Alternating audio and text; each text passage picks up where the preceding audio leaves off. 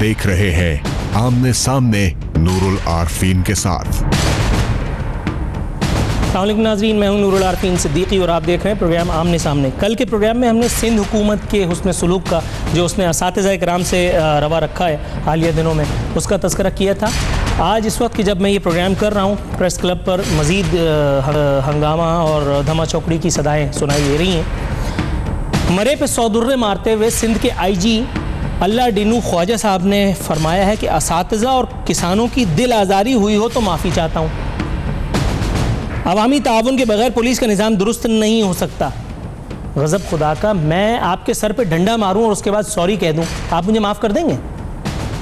एक तरफ तो आप पुलिस इस्लाहात की बात करते हैं, एक तरफ तो आप आवाम से राब्ते बेहतर बनाने की बात करते हैं, और दूसरी तरफ आपकी पुलिस का जो रिश्वत के बगैर अपने घर तक में दाखिल नहीं होती। 95% पुलिस का ये हाल है, पुलिस की करप्शन का ये हाल है। शायद इसीलिए लोगों को एतराज़ है कि आपकी वर्दियाँ भी काली हैं। अब गज़ब खुदा का, आपको यही नहीं पता आपकी नाक के नीचे क्या गेम हो रहा है। एक तरफ आप कहते हैं कि आपकी दिलाजारी हुई हो, और दूसरी तरफ आप कहते हैं अगर। आपको ये नहीं पता कि अगर आपकी नाक नक्सीर फोड़ दे कोई तो उसको बुरा लगेगा। कॉमन सेंस की बात है सर, आप IG हैं। अगर कोई रिश्वतखोर हेड कांस्टेबल जो किसी सिग्नल पे खड़ा 50-50 रुपए में सवारियों को लूट रहा हो, अगर वो ये अहमकाना बात करे तो समझ में आता है। आप IG होकर के इस किस्म के बयान दाग रहे हैं, तपा रहे हैं लोगों को आप। दूसरी तरफ आप ये फरमाते हैं teachers deserve great respect for their role models for their students and societies at large. Therefore, they should stage protest in such a way that their pupils and admirers could feel proud of them. Proud of them? वो और क्या कर रहे थे? वो अपने हक की बात तो कर रहे थे। उनको किसी ने बहका दिया था कि इस मुल्क में आपके कुछ हुकूक हैं, वो अपना हक लेने तो गए थे। आपने मालिक लोगों को खुश करने के लिए, क्योंकि वो बिलावल हाउस की तरफ जा रहे थे, उनको मारना पीटना शुरू कर दिया। दूसरी तरफ आप फरमाते हैं about police torture on farmers. He said that farmers too were highly respectable for police, but it was wrong for them to block national highway. Sir 555 मौके में यहीं बैठे बैठे गिनवा सकता हूँ, लेकिन मेरे पास इतना वक्त नहीं है कि जब नेशनल हाईवे, सुपर हाईवे, शारा फैसल ब्लॉक किया और आपकी रिश्वतखोर पुलिस डिपार्टमेंट इधर उधर टाइम पास कर रहा था। आपको पता था, लेकिन आपने जानबूझ करके कोई एक्शन नहीं लिया, इसलिए कि आपको अपने ट्रांसफर का डर होगा, आपको अपने खिलाफ किसी इंतजामी कार्रवाई का डर होगा, क्योंकि आपकी विकेट वैसे ही शुरू दिन से खतरे में। मुराद अली शाह सरकार आपके पीछे पड़ी हुई है।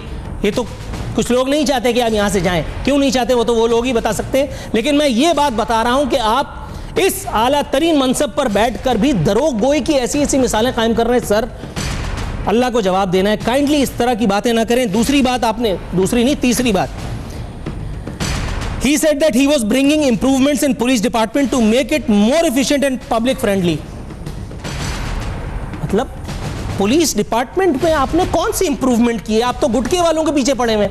आपको सिंध का IG लगाया गया था, आप तो RMO निकले, आप तो लोगों को कैंसर से बचाने की मुहिम पे निकले हुए।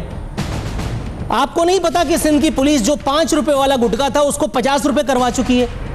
हर दुकान मैं आपको ले जा सकता हूं, उन तमाम जगहों पर जहां पे ये गुटखा बिक रहा है, अलल ऐलान बिक रहा है। फर्क सिर्फ इतना है कि पहले जो 50 रुपए में रिश्वत दी जाती थी, अब वो रिश्वत का लेवल जो है 500 रुपए, और हर इलाके का थानेदार इस एक कार्य खैर में इन्वॉल्व है। ऊपर तक ये चेंज आ रही है। फर्क सिर्फ इतना है कि पहले शायद हजारों रुपए में भत्ता पहुंचता था, और अब ये नजराना जो है वो लाखों करोड़ों रुपए में पहुंचता है। आपको नहीं पता कि आपके इस कार्य खैर से अवाम के साथ क्या हुआ है? आप सिंध के IG हैं, आपका काम, आप एक छुरी मार को तो पकड़ नहीं सके सर,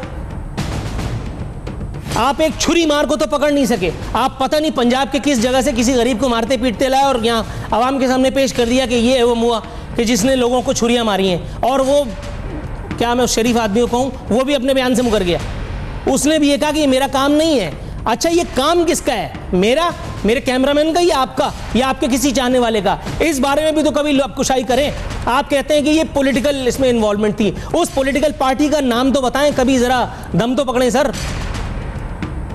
मेरे खिलाफ किसी कोर्ट में जाना तो शायद मुमकिन है, लेकिन ये काम करना मुमकिन नहीं है, क्योंकि हम नाराज़ हो जाएंगे। नाजरीन, इससे पहले कि ये गुस्सा कोई और रुख इख्तियार कर ले, यहाँ वक्त हुआ है प्रोग्राम में एक मुख्तसर सी कमर्शियल ब्रेक पे जाने का। ब्रेक से वापस आएंगे तो हमारे साथ मौजूद होंगे राना अरशद साहब, पाकिस्तान मुस्लिम लीग नून से उनका ताल्लुक है।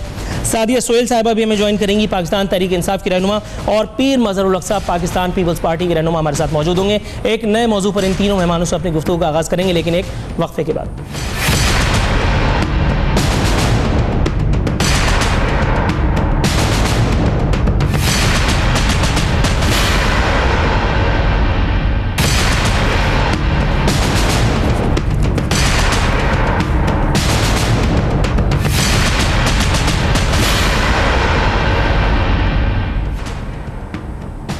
वेलकम बैक नाजरीन। ब्रेक के बाद हाजिर खिदमत हैं। हमारे मेहमान हमें ज्वाइन कर चुके हैं। मेरे साथ मौजूद हैं पाकिस्तान मुस्लिम लीग नून से ताल्लुक़ है राना अरशद साहब, सादिया सोहेल साहिबा पाकिस्तान तहरीक इंसाफ की रहनुमा हमारे साथ हैं, और पीर मजहरुल हक साहब किसी तारुफ के मोहताज नहीं, पाकिस्तान पीपल्स पार्टी को रिप्रेजेंट करेंगे आज के शो में। राना अरशद साहब के पास सर पहले जाऊँगा। राना साहब, सर आपको प्रोग्राम में खुशामदीद कहते हुए सबसे पहले ये पूछने की जिसारत करना चाहूँगा कि ये जो नवाज शरीफ साहब ने एक बयान दागा है कि पर्दे के पीछे का खेल बंद किया जाए वरना राज खोल दूंगा, ये बयान सुन करके आपको अपने बचपन की याद नहीं आई? जब हम लोग खेल रहे हुआ करते थे और कोई शरारती बच्चा बैट लेके चले जाता था तो हम कहते थे कि अम्मी से शिकायत कर दूंगा। जब खेल हो रहा था तब क्यों नहीं बताया?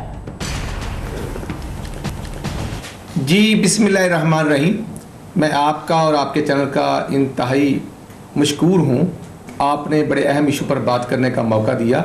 मैं इंतहाई अदब से अर्ज़ करूँगा, ये बात अकेले मोहम्मद नवाज शरीफ साहब नहीं कह रहे, ये पाकिस्तान का हर रहने वाला फ़र्द बात कर रहा है, और ये 21 करोड़ आवाम की आवाज़ है जिसका जिंदा मुंह बोलता सबूत आपने देखा। आज सरगोदे की आवाम, मैं समझता हूँ कि मोमिन कोर्ट में जिस तरह लोगों ने मोहम्मद नवाज शरीफ की आवाज़ पर लब्बैक कहते हुए वो तमाम फैसलों को मुस्तरद कर दिया है जो पाकिस्तान की तरक्की के खिलाफ बहुत बड़ी साजिश थी। आप कंपैरिजन ये करें कि जब 2013 में मई 2013 का इलेक्शन था तो 20 घंटे की लोड शेडिंग थी और पूरे मुल्क में दहशतगर्दी का राज था। दहशतगर्द जो है वो सरेआम धुंधलाते फिर रहे थे, कानून नाम की रिट नजर नहीं आती थी। जब अल्लाह ताला की रहमत से हमें मैंडेट मिला तो सबसे पहले दोनों इश्यूज को टेकअप किया मोहम्मद नवाज शरीफ ने, एनर्जी क्राइसिस और दहशतगर्दी। आप कराची को देखें, वहां पर बत्ताखोरी और बोरीबंद लाशें थी और वहां पर पर्ची चलती थी। आज अल्हम्दुलिल्लाह, और उस वक्त भी पाकिस्तान की आला तरीन अदलिया ने एक फैसला दिया था कि जिसमें 4 पार्टी सियासी और मजहबी पार्टियों का नाम दिया गया था। आज कंपैरिजन करें ना, आज देखें कि पनामा एक इंटरनेशनल साजिश थी भाई, उसमें 450 लोगों के नाम है, बाकी कहां गए केसेस? और जब खुद इमरान खान साहब ने फरमाया और जाकर उन्होंने यूके से प्रेस टॉक की कि हाँ 1984 में मैंने भी एक ऑफशोर कंपनी बनाई थी टैक्सेस से बचने के लिए, आप वो वीडियो निकाल सकते हैं। और वो खुद राना साहब, अगर आपकी इजाजत हो तो मैं दूसरे मेहमानों से भी गुफ्तगू करना चाहता हूं। पीर मजहरुल हक साहब के पास जाऊंगा। पीर साहब, सर आपको प्रोग्राम में खुशामदीद कहते हैं। सर ये मुझे बताइए, आसिफ अली जरदारी साहब का एक स्टेटमेंट मेरे सामने है, फरमा रहे थे कि मियां साहब अपने ही मुल्क की इस्टेब्लिशमेंट के खिलाफ लड़ने चले हैं। सर अगर मेरी याददाश्त मुझे धोखा नहीं दे रही तो आसिफ अली जरदारी साहब ने भी इसराइल की इस्टेब्लिशमेंट को नहीं ललकारा था उस वक्त कि जब उन्होंने कहा था कि तुम यहाँ 3 साल के लिए आते हो और हम हमेशा के लिए। फिर उनको एक पुरस्कार बीमारी ने घेर लिया और जब तक वो बीमारी रिटायर होकर सऊदी अरब नहीं चली गई, मैं राहिल शरीफ साहब की बात कर रहा हूं, तब तक आसिफ अली जरदारी साहब सेहतमंद नहीं हुए। देखिए, सेहत और जिंदगी सब अल्लाह ताला के हाथ में है और बीमारी से कोई आदमी बच नहीं सकता, ना आप न मैं। आसिफ जरदारी कोई ऊपर मावरा कोई नहीं है मखलूक जो बीमार नहीं हो सकते। या उन्होंने जो बात की, बहरहाल उन्होंने उसकी फिर अजाला भी किया और उन्होंने कहा कि ये मेरे बयान को उन्होंने गलत समझा है। वो बज़ाहिर तो वो ये कह रहे थे कि वो उनके मुतालिक नहीं कह रहे थे, उन्होंने नाम भी नहीं लिया, लेकिन उसका नेक्सस क्या है इस चीज से जो अभी आपने बात की, पूछा आपने राना साहब से, उसे कोई नेक्सस है इस बात का? सर वो आसिफ अली जरदारी साहब जिसका मुहासबा करने की कोशिश फरमा रहे थे वो नवाज शरीफ साहब ही थे ना? नहीं, मैं कहता हूँ मुहासबा कौन कर रहा है इस वक्त? तो हम सब वहाँ फेडरल गवर्नमेंट में अपोजिशन में बैठे हैं, वो मुहासबा करने वाले कौन है?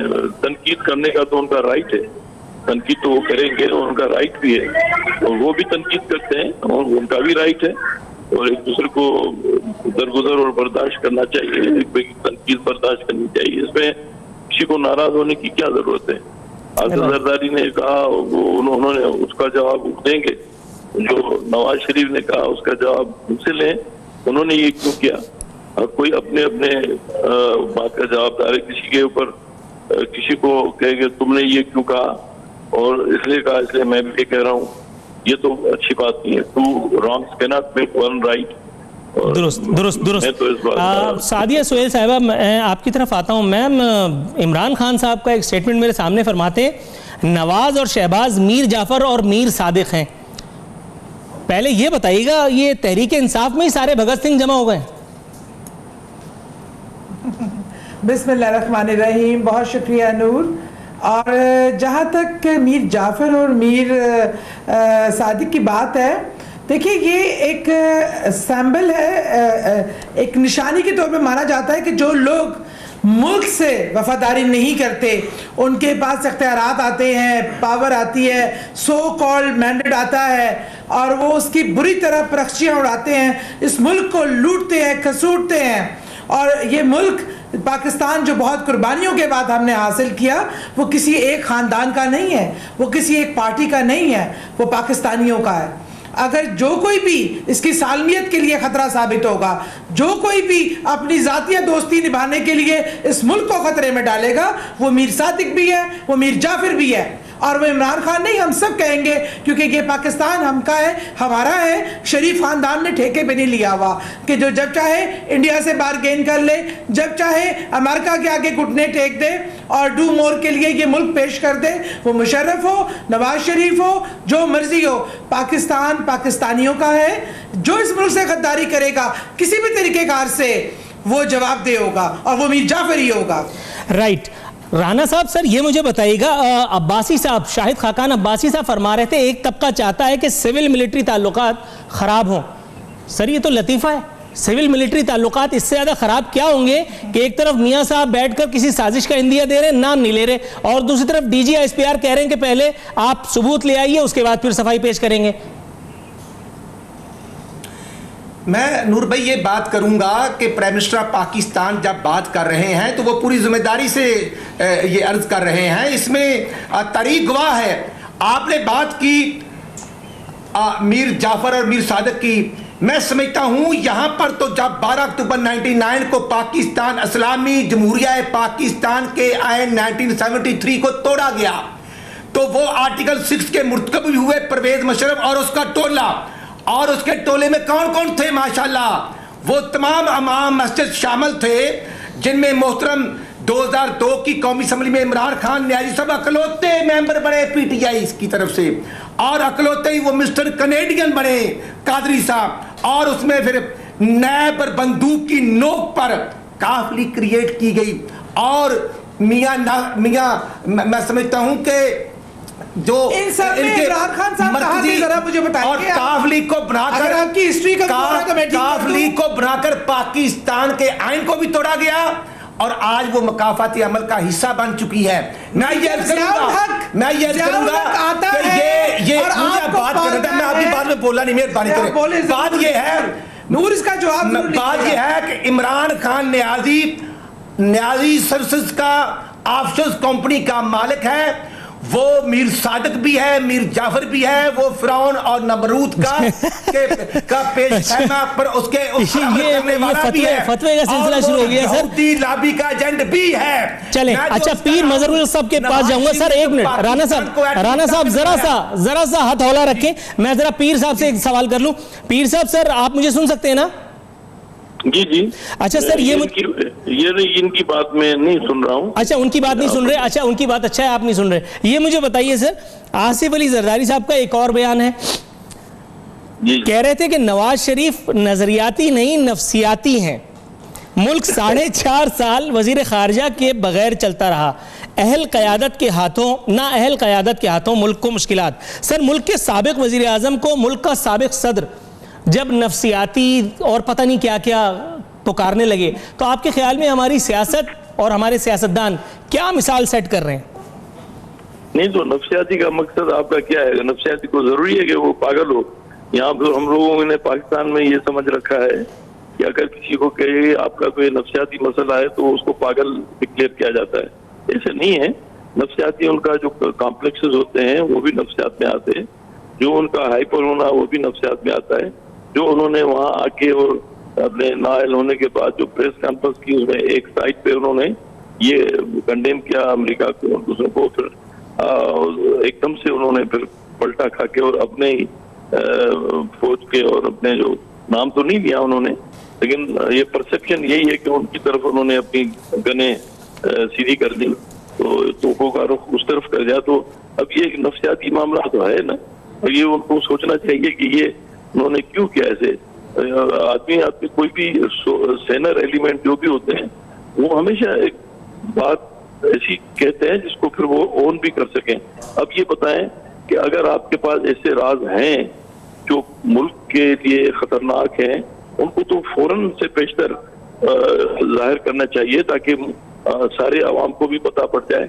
उसके लिए कोई ये सोचना है कि कोई ऐसा न करो तो फिर ये तो डील हो गई, उसको तो आदमी डील कहेगा। एक ही साल में आप दूसरों के लिए कहते हैं कि डील और डील नहीं दें, और फिर अपने लिए भी कहते हैं कि भाई अगर मेरे पे ये नहीं हुआ तो फिर मैं ये सारे राज जाहिर करूंगा। उसको उर्फे हमें ब्लैकमेलिंग कहते हैं, और उसको नरम उसको लेजे में कहे तो वो नफसियाती मसला है। राइट। सारिया मैम, ये मुझे बताइएगा, इमरान खान साहब एक और बयान में इरशाद फरमाते हैं कि नवाज और शहबाज ने मोदी से नेपाल में खुफिया मुलाकात की। इमरान खान साहब के पास ऐसी कौन सी मतलब ताकत है, ऐसा कौन सा तोता है कि वो फाल निकालते हैं और उनको वो सब कुछ पता चल जाता है जो ISI को नहीं पता, इंटेलिजेंस इदारों को नहीं पता, मुझे नहीं पता, राना अरशद साहब को नहीं पता, पीर मजहरुल हक को नहीं पता, सिर्फ इमरान खान अकेले जानते हैं कि मोदी से जाकर के उन्होंने मुलाकात की। इस मुलाकात का एजेंडा बता सकती हैं आप? देखिए, जहाँ तक बात है कि इमरान खान को कैसे पता चलता है, जैसे नवाज शरीफ साहब को इस टाइम बहुत सारे राज पता हैं और वो पर्दा नहीं उठाना चाहते, इसी तरह की बहुत सारी इंफॉर्मेशन के तरीक़ेकार होते हैं जिन पे जो इत्तला मिलती है। हाँ, या तो ये चुटलाए ना कि ये मुलाकात नहीं हुई, चले नहीं हुई, या इनकी जो मोदी से डील चल रही है क्या वो किसी से पोशीदा है, मुल्क के जो इनके मोदी के पर्सनली इनसे ताल्लुकात हैं वो भी किसी से पोशीदा नहीं है, और मोदी के पाकिस्तान के लिए क्या एहसासात हैं और क्या उसके अमलियात हैं जो आपके बॉर्डर पे हो रहा है, जो आपके मुल्क के अंदर दहशतगर्दी वो फैलाता है, और किस तरह इनके आशीर्वाद से इनके घरों में बगैर किसी सिक्योरिटी चेक के वो डायरेक्ट लैंड कर जाता है। आपका कलभूषण इन्होंने पकड़ा है तो उसको VIP ट्रीटमेंट मिलता है, हमारा कोई मशेरा भी पकड़ा जाता है जो उसके साथ होता है वो आपके सामने है। मुल्क की सालमियत को खतरे में डाल के ये दोस्तियां निभा रहे हैं, ये कारोबार निभा रहे हैं। ये किससे छुपी ढकी चीज है? ये कौन सा ऐसा ओपन सीक्रेट है जो किसी को नहीं पता? इनकी मुलाकातें एक नहीं 10 होती हैं, उनको तो मुलाकात की कोई डर खौफ ही नहीं है, वो तो सीधा पाकिस्तान एंटर होते हैं और अपना ये जाती उम्रा पहुंच जाते हैं। उनके लिए तो ये सेकंड होम है, आप उनको ये प्रोवाइड कर रहे हैं। आप मुझे बताइए, आप जब मुल्कों से दोस्ती करते हैं, जो सफारती ताल्लुकात होते हैं वो मुल्क की मफादात को पेश नज़र रखे जाते हैं, ना कि ज़ाती आपस में तोहफे तहाइफ आप उनके लिए चादरें लेके जा रहे हैं, वो आपके लिए साड़ियां लेके आ रहे हैं। ये किस कीमत पे? मुल्क की बका की कीमत पे। आपकी जो आर्मी के नौजवान रोज अपनी कुर्बानियां दे रहे हैं, शहादतें पेश कर रहे हैं, उनकी जानों की कीमत पे, किस में कीमत पे आप ये दोस्तियां निभा रहे हैं? इनकी दोस्ती किसी से छुपी ढक्की नहीं है, ये इमरान खान नहीं, या हर पाकिस्तानी कहता है, हर पाकिस्तानी कहता है। मैम इससे पहले कि गुफ्तगू मजीद आगे बढ़े और कुछ तलखियां हो, फिर कुछ वजाहतें हो, राना अरशद साहब मैं समझ रहा हूं आपके जज्बात, सर थोड़ा सा तवक्कुफ, ब्रेक के बाद वापस आते हैं तो गुफ्तगू के सिलसिले को यहीं से शुरू करेंगे, बात की बाज़ाब्ता वजाहत भी कर सकेंगे। नाज़रीन, यह वक्त तो एक मुख्तसर से कमर्शियल ब्रेक पे जाने का।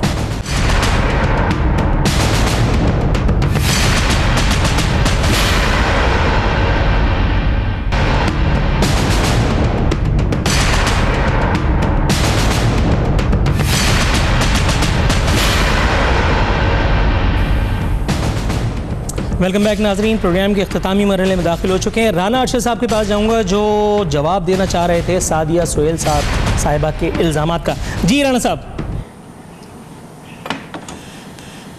मैं सिर्फ ये अर्ज करूंगा कि इल्ज़ामात खान साहब और उनका पूरा टोला जब इल्ज़ाम लगाता है तो थोड़ा सा आसमान से उतरकर ज़मीन पर भी देख लिया करें।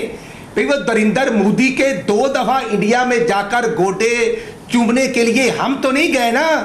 ये न्याजी साहब भी जवाब दे सकते हैं कि खुद इन्होंने ईमेल भेजी, रिक्वेस्ट भेजी और कार ये चीजें हैं, और खुद जाकर उनको कहा कि जनाब हम आपकी खिदमत करने के लिए तैयार हैं।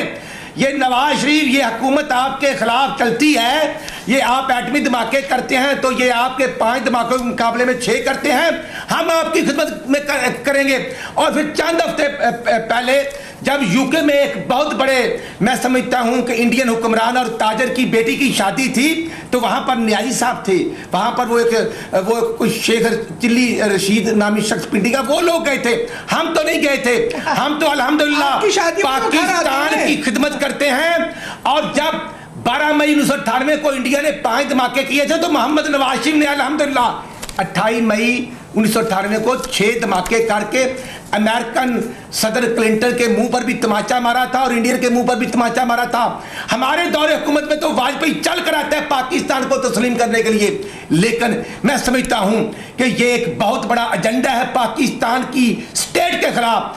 1947 से लेकर जब कश्मीर को, मकबूजा कश्मीर को अलहदा रखकर डाला गया जो एक साजिश थी, फिर 16 दिसंबर 1971 को एक साजिश हुई जब इधर हम उधर तुम का नारा लगा, और आज भी वो साजिशी टोला, बैरूनी फंडिंग, मैं समझता हूं कि पूरी यहूदी लॉबी, जब इलेक्शन कमीशन में ये केस है तहरीक इंसाफ भाई उसका रिकॉर्ड प्रोवाइड करें तो नहीं करते, तो इसका सबूत ये है कि पूरी दुनिया फंडिंग करती है, वो रा की शक्ल में करें या वो न्याजी साहब की शक्ल में करें। आज चलें ठीक है, आपका नुक्ता कन्वे हो गया। पीर मजहर साहब के पास जाऊंगा। मैं राना अरशद साहब, साजिया सोहेल साहबा, आप दोनों की इजाजत से पीर मजहरुल्लाह साहब के पास जाऊंगा, एक सवाल उनसे पूछने दीजिए। सुप्रीम अदालत ने और वो रहेंगे और इंशाअल्लाह 2018 का इलेक्शन भी कारकर्दगी की बिना पर इंशाअल्लाह नवाज शरीफ की क़यादत में हम जीतेंगे और कौम की खिदमत हमारा मिशन है। सर कौम की खिदमत 2 मिनट के बाद कर लीजिएगा। मैम आप जरा थोड़ा सा तवक्कुफ करेंगी, थोड़ा सा। पीर मजहर साहब, सर ये मुझे बताइएगा, जरदारी साहब फरमाते हैं कि मियां नवाज शरीफ ये भी बताएं कि हर बार उन्हें हैवी मैंडेट क्यों मिलता है। सर ये हैवी मैंडेट पे इतना शक क्यों है आसिफ अली जरदारी साहब को? आपके ख्याल में ये भी किसी साजिश का नतीजा रहा है?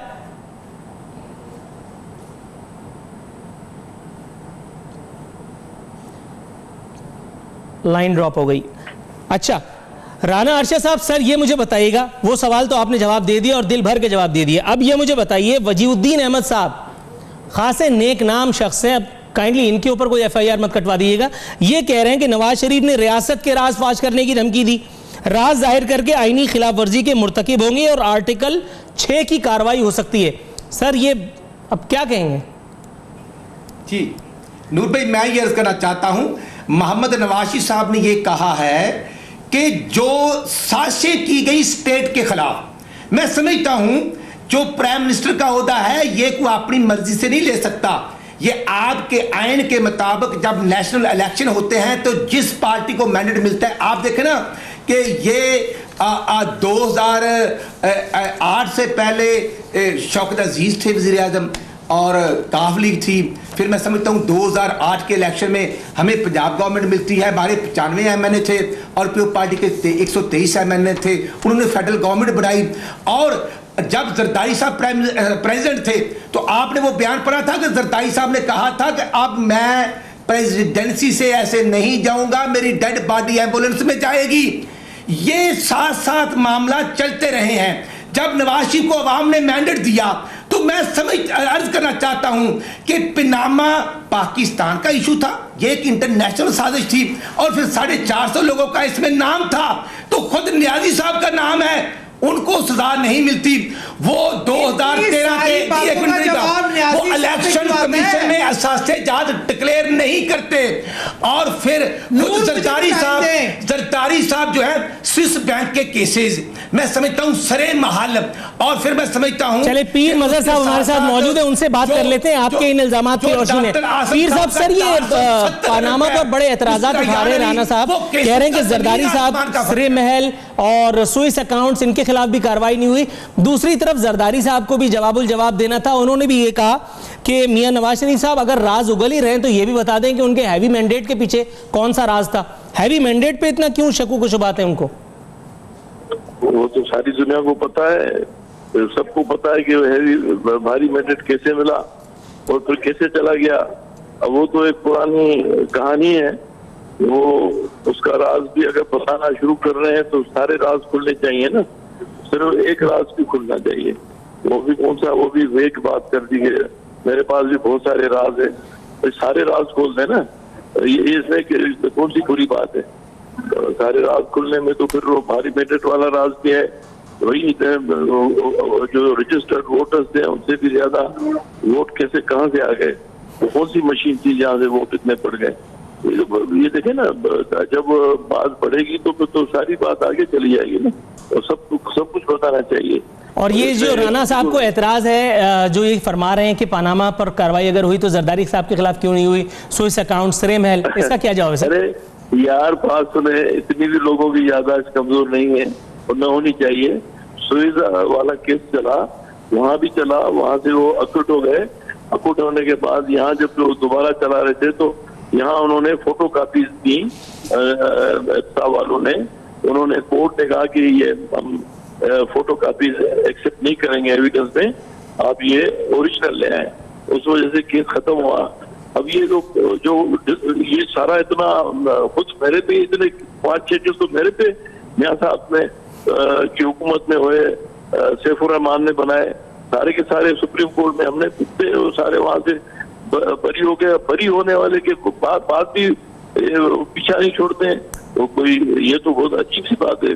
कोई भूत है क्या जो मरता ही नहीं है? हम लोगों से इतना ज्यादा इंतकाम ले, तो मोहतरमा का जिक्र था कि उन्होंने एक आपस में मुआहदा किया कि भाई हम एक दूसरे की टांगे नहीं खींचेंगे और हम जमहूरियत को चलने देंगे। हमने तो 5 साल उनका साथ दिया ना। अब ये खुद अपने जो अमाल है वो हमने तो नहीं इनको कहा था कि पनामा में जाके अपने वो ऑफशोर कंपनियां बनाए और झूठ बोले। लंदन के फ्लैट की, जहाँ मैं खुद भी ताजियत करके आया हूँ इनसे, तो वो कहते हमारा नहीं है यार, कमाल है। यानी इनको इससे मैं राणा साहब से पूछे, इनको यकीन है कि वो उनका फ्लैट नहीं है। मैं तो खुद गया हूँ, साईं कौशल जी मुझे ले गया था और देख के आया वो। अब ये जो झूठ बोलेंगे तो उनका हमने तो नहीं कहा कि झूठ बोलेंगे। अच्छा पीर साहब, आप मेरे साथ लाइन पे रहिएगा, मैं सादिया सोहेल साहिबा से एक सवाल कर लूं। मैम, इमरान खान साहब फरमाते हैं पाकिस्तान का सबसे बड़ा ड्रामेबाज शहबाज शरीफ है, वो अमरीकियों को खुश करने के लिए हैट पहनता है। मतलब गज़ब खुदा का, अब एक दूसरे के पहनावे पर बात आ गई है। शहबाज शरीफ साहब हैट क्यों पहनते हैं, वो कहेंगे इमरान खान साहब ट्राउजर क्यों पहनते हैं, वो कहेंगे आसिफ अली जरदारी साहब अचकन क्यों पहनते हैं। मतलब ये किस लेवल की सियासत है? देखिए, एक तो पहले मैं ये बात बताऊं, जो अभी नवाज शरीफ साहब बुकलाए फिर रहे हैं और घबराए कह रहे हैं कि मेरे पास बहुत सारे ऐसे राज है, साजिशें मैं यहाँ कर दूंगा। एक तो ये कि मुशर्रफ की बात करते हैं या किसी और की बात, जरदारी साहब की बात करते हैं। ये दौर इनकी हुकूमत इनका था, अगर हैवी मैंडेट लेके आए थे तो इन्होंने मुशर्रफ को इतनी आसानी से जाने क्यों दिया, क्यों कार्रवाई नहीं की, क्यों नहीं पकड़ा उन लोगों को जो इन तमाम साजिशों के जिम्मेदार थे और आज साजिशों का इंकशाफ इनके करने जा रहे हैं और उसकी धमकियां दे रहे हैं और ब्लैकमेल, जैसे सिपरा साहब ने भी कहा कि धमकियां दे रहे हैं और ब्लैकमेलिंग पे आ गए हैं। तो देखें, इनके वजीर आजम होते हुए अगर साजिशों को जानते बूझते ये उसकी पर्दापोशी करते रहे तो ये तो और भी जवाबदेह हैं। मुझे समझ नहीं आती, ये वजीर आजम होते हैं, इनको साजिशों का इल्म होता है, तमाम इनके सामने पता होता है, लेकिन ये बताते नहीं हैं, छुपा जाते हैं। और एक वजीर आला होते हैं, उनके साथ वाली गली में 14 मासूम लोग पुलिस के उनके ऑर्डर पे कत्ल हो जाते हैं और उन्हें पता ही नहीं चलता। अगर ये इतने ही मासूम लोग हैं और इन्हें अपने जिम्मेदारियों का एहसास ही नहीं है या वो पूरी नहीं कर सकते, तो फिर इनके पास तो कोई इखलाक की जवाब ही नहीं है इन सीटों पर बैठने का। और जिस मैंडेट की बात कर रहे हैं, जिस मैंडेट का ढोल पीटते हैं, वो तो खुल के राना अरशद साहब, सर ये मुझे बताइए, ताहिरुल कादरी साहब ने भी एक मेडिकल एडवाइस जारी की है। मैम आपकी इजाजत से राना साहब से एक सवाल करना चाह रहा हूं। राना साहब ये मुझे बताइए, ताहिरुल कादरी साहब ने एक मेडिकल एडवाइस जारी की है मियां नवाज शरीफ साहब के लिए। फरमाते हैं नवाज शरीफ साहब जल्द टीवी पे आके राज फाश कर दें, कहीं ऐसा ना हो कि राज के प्रेशर की वजह से दिल का दौरा पड़ जाए। क्या कहेंगे सर?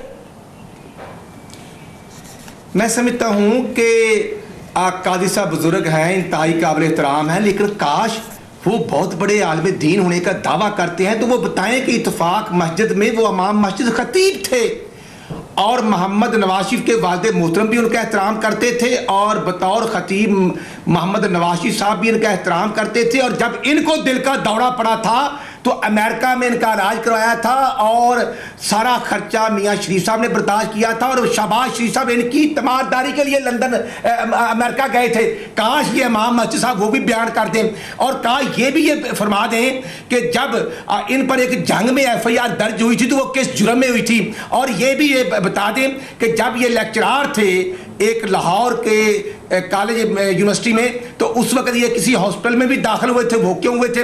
और फिर पाकिस्तानी नेशनैलिटी, पाकिस्तान ला इलाहा इल्लल्लाह के नाम पे बनने वाला मुल्क है, इसकी नेशनैलिटी को छोड़कर वो कनेडियन नेशनैलिटी को अहमियत क्यों दे रहे हैं, ये भी बता दें। और फिर 2002 की कौमी असम्बली में ये मेंबर थे, तो जब परवेज मुशर्रफ ने इनको ओहदा नहीं दिया तो उनसे भी नाराज हुए। फिर 2012 में इस्लामाबाद में आकर धरना दिया, फिरौनियत के खिलाफ धरना दिया, और फिर 2014 में उनको साथ मिलाकर धरना दिया।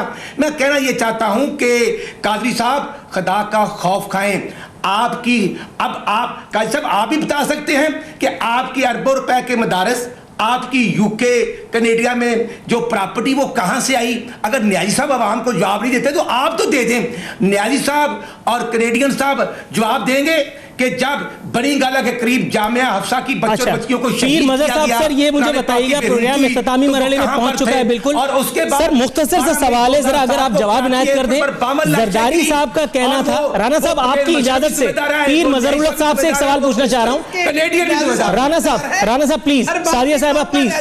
पीर साहब सर ये मुझे बताइए, आसिफ अली जरदारी साहब का फरमाना था कि मैं ये दावा तो नहीं करता कि मैं खुद भुट्टो हूं, ताहम मुझ में जुल्फ़िकार अली भुट्टो की रूह जरूर आ गई है। सर आप ये दावा हजम कर सके, इसके ऊपर आपके रिमार्क्स प्लीज। मैं तो नहीं समझता है, हमारे ये मजहब के भी खिलाफ है कि हम मेरे में किसी और की रूह आ जाए। वो उन्होंने ऐसे ही एक सियासी बात कह दी है, मैं समझता हूँ वो अकीदे के तौर पे भी वो इससे इत्तेफाक नहीं करेंगे। ये मुहावरतन आदमी कहता है यार तुम पे तो इसका रंग चढ़ गया है, उसका रंग चढ़ गया है, तुम्हें उसकी रूह आ गई है, इसको गलतुल आम में आदमी ऐसे ही कह देता है। लेकिन मैं नहीं समझता भुट्टो शहीद की रूह कैसे आएगी आसिफ जरदारी साहब ने। उनका उन्होंने तशबीह दी है, वो तशबीहात आदमी देते रहते हैं, यार तुम तो बड़े शेर की तरह हो, बड़े ऐसे हो, इस तरह उन्होंने कहा होगा। और उनको हम सब कहते हैं भुट्टो शहीद के हम फॉलोअर हैं, उनको फॉलो करते, तो वो इस वक्त तो नहीं है दुनिया में, लेकिन हम उनको शहीद मानते हैं और हम समझते हैं कि वो हमारे लिए जिंदा है। और हम मैं अपने तमाम मुअज़्ज़िज़ मेहमानों का शुक्रिया अदा करता हूं कि उन्होंने अपनी से वक्त निकाला इस प्रोग्राम में शिरकत की। नाज़रीन इसी के साथ नूरुल आरफीन सिद्दीकी और आमने सामने की टीम को इजाज़त दीजिए। फ़ी अमानिल्लाह।